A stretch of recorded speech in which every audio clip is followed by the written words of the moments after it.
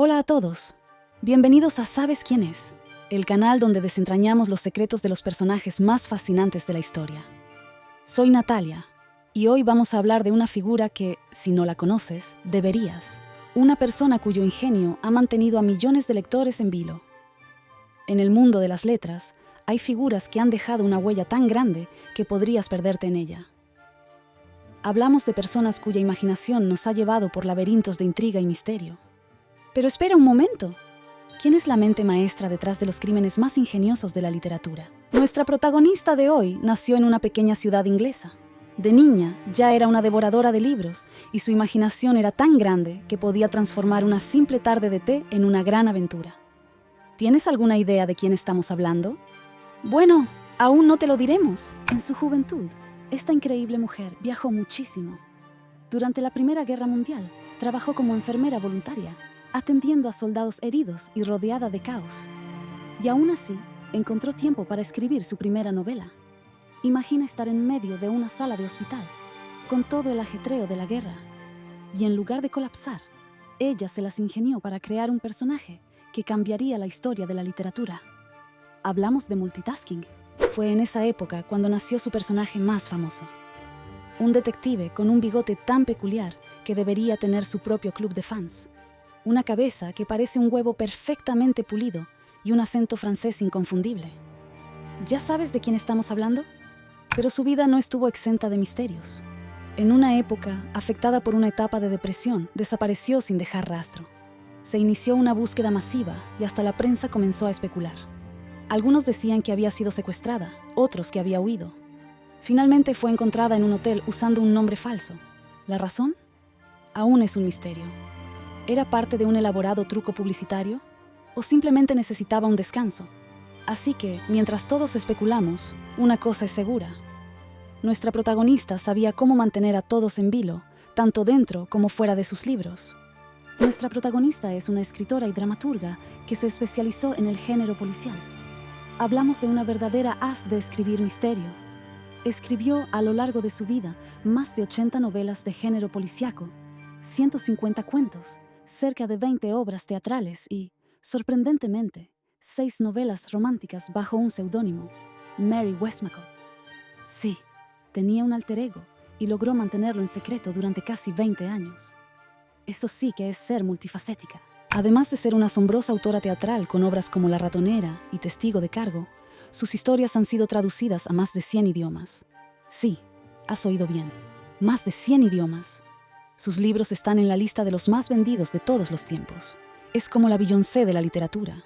Hablamos de alguien cuya pluma ha dejado un legado imborrable. Y ahora, el momento que todos estaban esperando. Agárrate porque estás a punto de conocer a la reina del misterio, la indiscutible campeona del suspenso, la inigualable, Agatha Christie. Acompáñame en un viaje al pasado para descubrir la vida de esta increíble escritora que nos ha cautivado por años. Vamos hasta una encantadora ciudad costera en el sureste de Inglaterra llamada Torquay, Devon. Es el 15 de septiembre de 1890, y en una familia de clase media alta, llena de debates intelectuales y aventuras literarias, nace Agatha Mary Clarissa Miller, una niña que cambiará el mundo para siempre.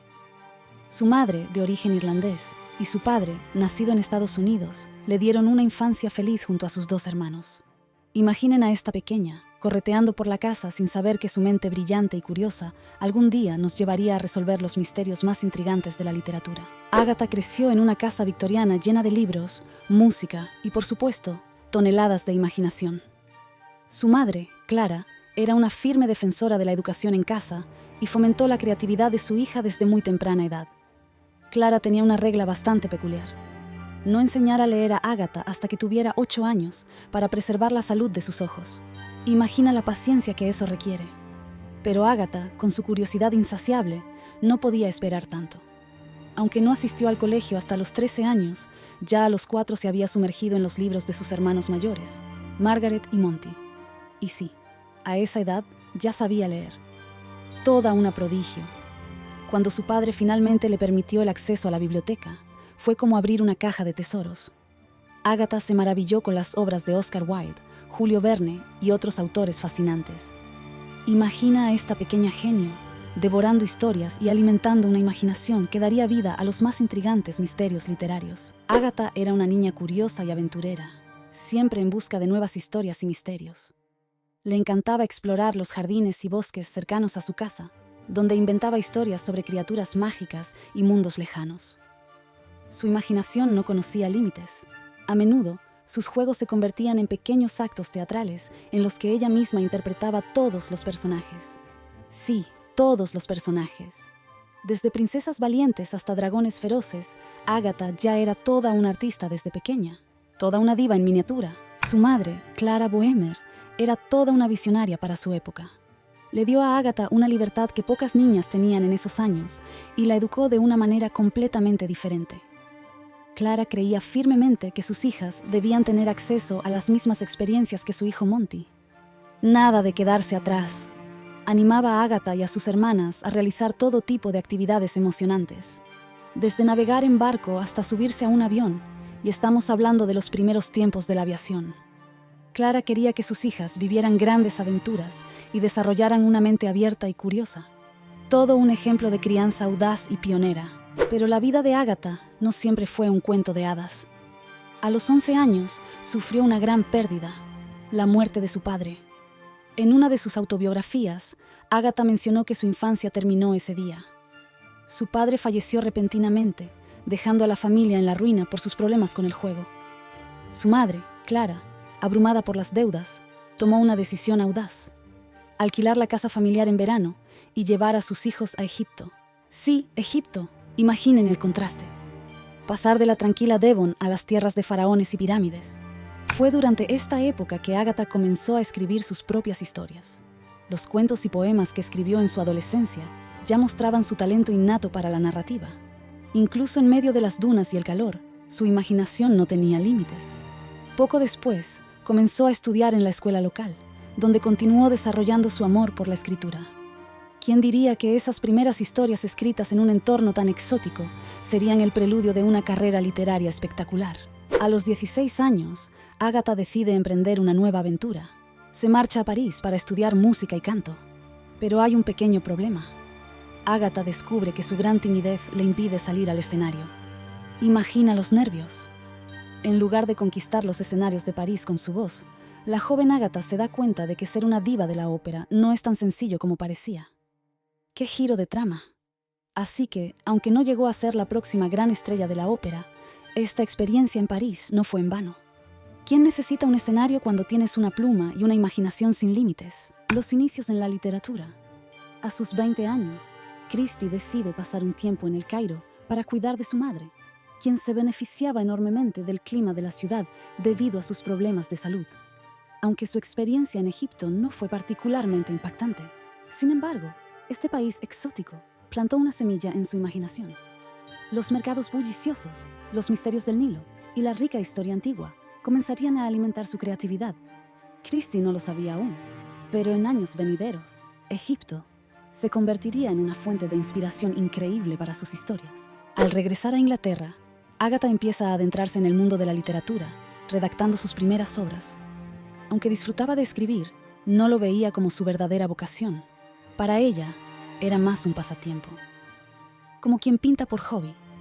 No obstante, Agatha hace un esfuerzo por publicar sus escritos. Aunque no tuvo éxito, los rechazos parecen ser la única respuesta en ese momento.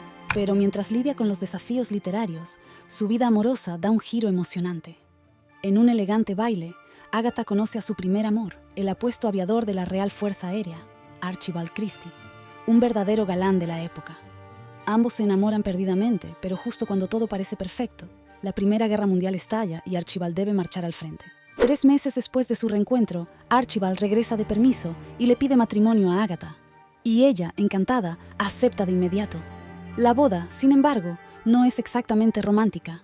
Todo se hace a la velocidad de la luz. Archibald debe regresar al frente en Francia justo después de la ceremonia, dejando a Agatha nuevamente sola. Pero, en lugar de quedarse en casa, Agatha decide ofrecerse como enfermera en el destacamento de ayuda voluntaria, atendiendo a los soldados heridos en un hospital de Torquay. En medio de este noble servicio, Agatha comienza a escribir sus primeras novelas. Y aquí está el giro. Estas primeras obras sí tienen un impacto sorprendente, capturando la atención y resonando de manera increíble en esa época. Llega 1918, la guerra finalmente termina, y Archibald regresa a casa con una gran sonrisa. Es el regreso de su amado. Con él llega un nuevo capítulo en la vida de Agatha Christie. ¿Y qué capítulo?